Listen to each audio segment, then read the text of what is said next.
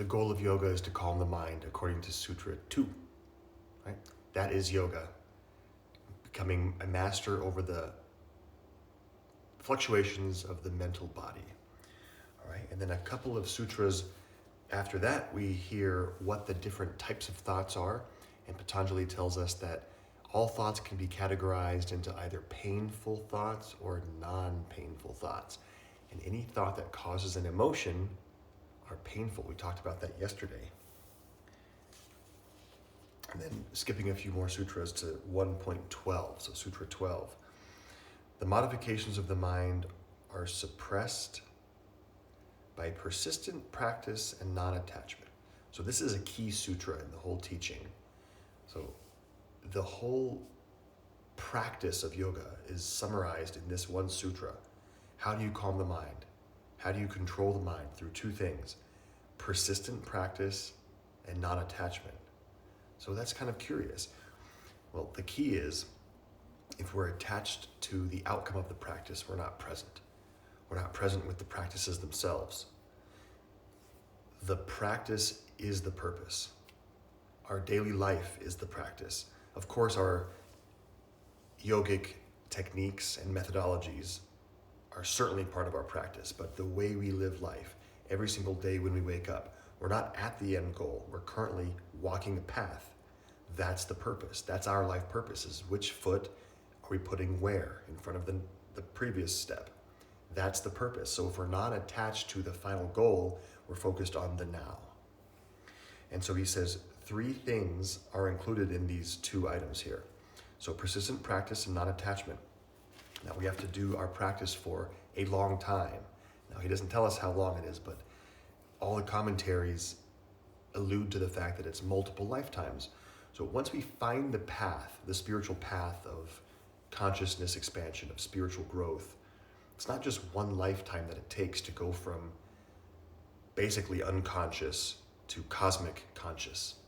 One lifetime is just a blip on the cosmic radar screen. Multiple lifetimes. So our practice needs to be consistent for a long time. It has to be done without interruption. Now you can take that for what you will. Is it a daily practice? Is it a once in a while practice? Is it a weekly practice? Is it an every moment of your waking life practice? That's for us each to decide, but Patanjali clearly tells us that it must be done for a long time, without interruption. And the third requirement or guideline is the practice must be done with reverent devotion.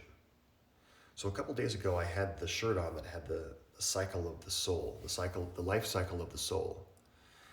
And we discussed what Ishvara pranidhana means, which is understanding or resigning or trusting in the divine purpose and plan of the universe. Well, that's that same kind of devotion that should be given towards your practice, because we know that our life cycle, our individual life cycle, is a micro reflection of the macrocosmic grand cycle. And if the micro cycles are not functioning and not happening, the macro cannot happen. If one little wheel in the cog, one little wheel or cog in the grand machine breaks or is out of alignment or not in tune, the whole machine doesn't work properly, or it goes slower, or it works less efficiently, which is what karma is. And then the process takes longer for everyone. Think about an orchestra, an 80-piece orchestra, right? If you're in the audience listening and one instrument is playing funky notes out of tune or out of sync, you're going to hear it. You might not hear it prominently because 79 other instruments are playing together in sync, but you'll hear it. It's discordant vibrations.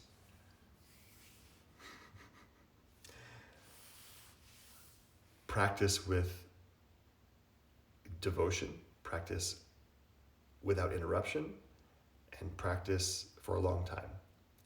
Those are the ways that we reach the goal in reducing suffering, which comes from calming the mind and emotions. That's the teaching of yoga. Okay, things to ponder. So let's do a meditation together. All right, please sit comfortably. Perhaps you're on your couch or you're in a chair. Maybe you're even on your back. It's okay to be laying down sometimes, right? We just have a tendency to relax too much and fall asleep sometimes. That's a different practice.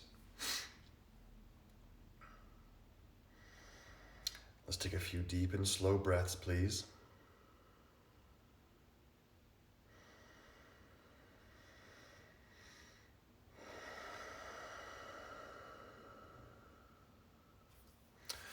Rub the palms together and generate some heat between the hands. Really press them together and feel energy building, friction happening. A little bit longer, build some more prana. I know it's early for most of us. Keep breathing. Press the center of the palms together.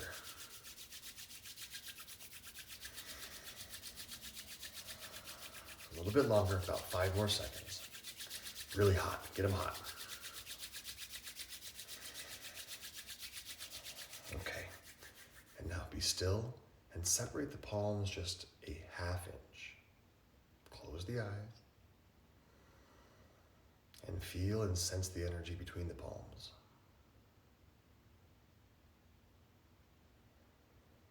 Sense the pranic connection between the hands. Slowly open the hands a little bit wider, a couple of inches. Keeping your hands at the level of the heart. Feel it's almost a magnetic pull between the hands. Visualize what the pranic and energetic connection is between the palms. See it with your eyes closed, of course. Continue to open the hands wider.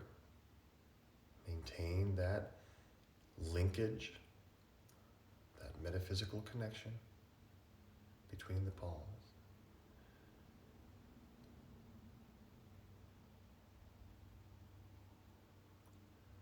Opening the hands wider.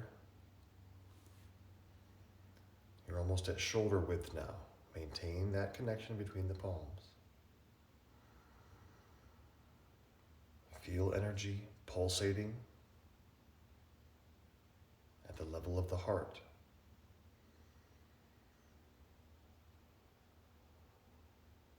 Now slowly, bring the backs of your hands down to the knees or the thighs. Still about shoulder width apart. Palms face up now. And the pranic connection we've built is now an arc. From one palm to the next, an arc with the top of the arc at the level of the heart. Almost like an energetic rainbow.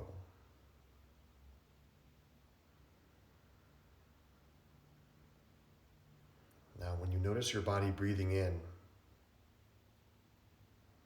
pull that arc into the heart space.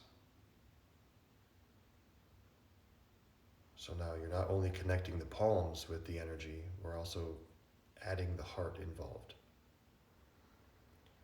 Pull the energy into the heart as your body inhales. And as you notice your body exhaling, send that energy down through the abdomen, up through the top of the chest and back down the arms, back down to the hands. And make just a circuit of energy with your inhale and exhale.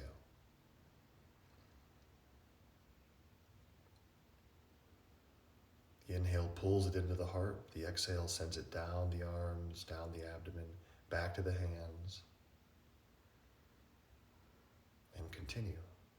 Maintain a smooth, slow breathing rhythm.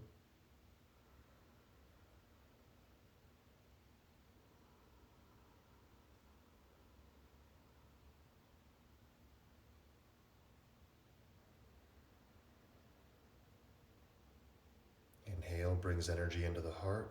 Exhale sends it down the arms, back to the hands, continuing and completing the circuit.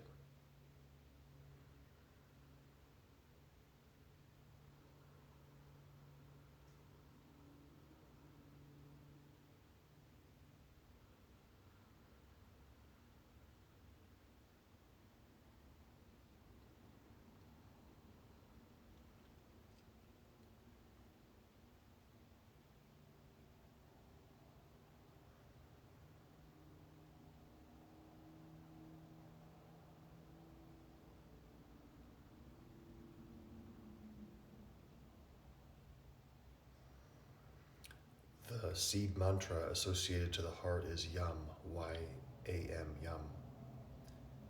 If you choose, mentally repeat that over and over, further enlivening the heart space with prana and with mantra. Yum, yum, yum, yum, yum.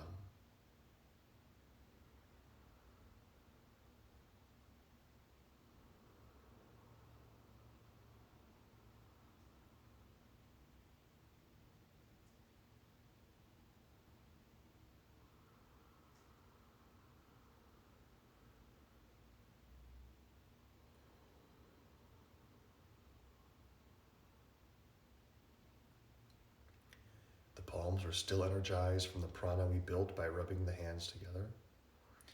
There's still an arc or a rainbow of energy between each palm, rising up to the level of the heart. And as we inhale, we pull the energy into the heart, and the exhale sends it down through the body, through the arms.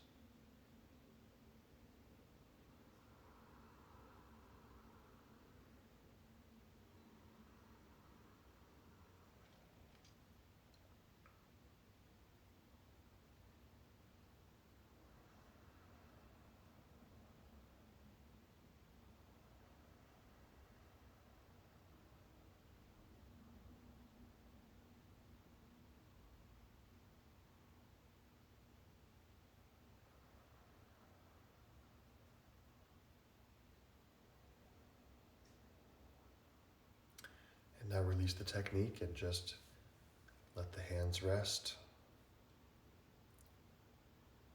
Find complete peace, complete stillness.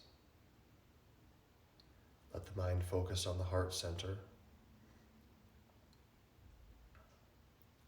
Put your consciousness there. Settle your awareness into your heart. Merge yourself with the intelligence present in the heart.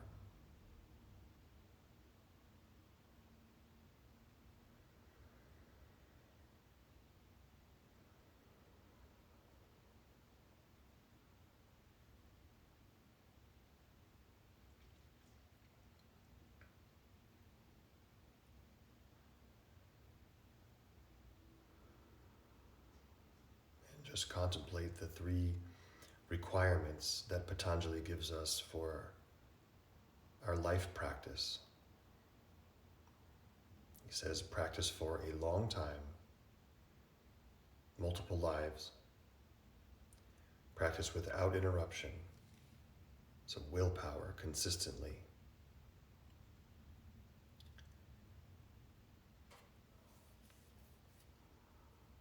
And practice with devotion. You should love your practice. If you don't love your practice, find a practice that you do love.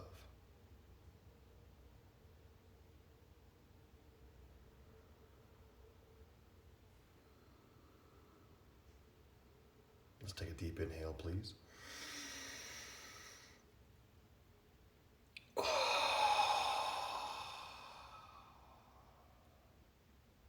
One more like that. Breathe in. Big breath. And let's hold the breath. Lower the chin. Squeeze the Uddiyana Bandha and lift the perineum for Mula Bandha. Holding the breath. And open the mouth and exhale. Palms come back to the chest, reconnecting the physical hands. Maintaining this pranic linkage throughout the body. When you have prana flowing smoothly in the body, it's healthy and we prevent disease, infection, and we have total health when we have full circulation of prana. So I'll see everyone tomorrow, 7 a.m. This morning was early, but tomorrow, 7. Namaste.